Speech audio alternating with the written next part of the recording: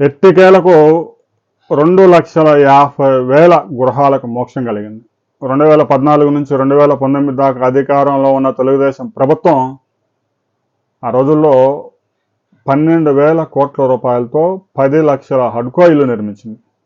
2019లో YCP అధికారంలోకి వచ్చిన తర్వాత తెలుగుదేశం ప్రభుత్వం నిర్మించిన ఇల్లు మేమెందుకు పూర్తి చేయాలి అని వదిలేశారు.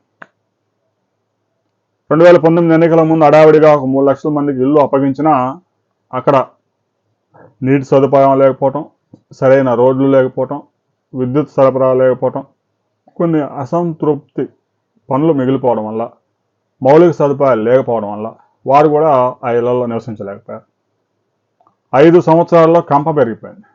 సరే, కూటమి ప్రభుత్వం అధికారంలోకి వచ్చిన తర్వాత ఒక ఏడాది పాటు వాటిని అలాగనే వదిలేశారు. గడిచిన 6 నెలల కాలం నుంచి పెద్ద ఎత్తున పనులు చేస్తూ ఉన్నారు. దాదాపు 1,800 కోట్ల రూపాయలు ప్రభుత్వం విడుదల చేసింది.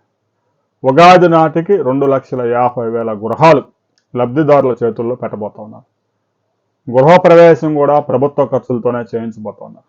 అంటే దాదాపు 10 లక్షల మంది ఈ యొక్క లబ్ధి చేకూరబోతా ఉంది. ఆ తర్వాత దశల వారీగా ఆ మిగిలిన ఇల్లు కూడా, మరో 6 లక్షల హడ్కో ఇల్లు కూడా రాబోయే 2 సంవత్సరాల్లో పూర్తి చేసి అన్ని మౌలిక సదుపాయాలు కల్పించి దాదాపు 4,000 కోట్ల రూపాయల ప్రభుత్వం ఖర్చు భరించి లబ్ధిదారులకు అందించడానికి ముఖ్యమంత్రి చంద్రబాబు నాయుడు హామీ ఇచ్చారు.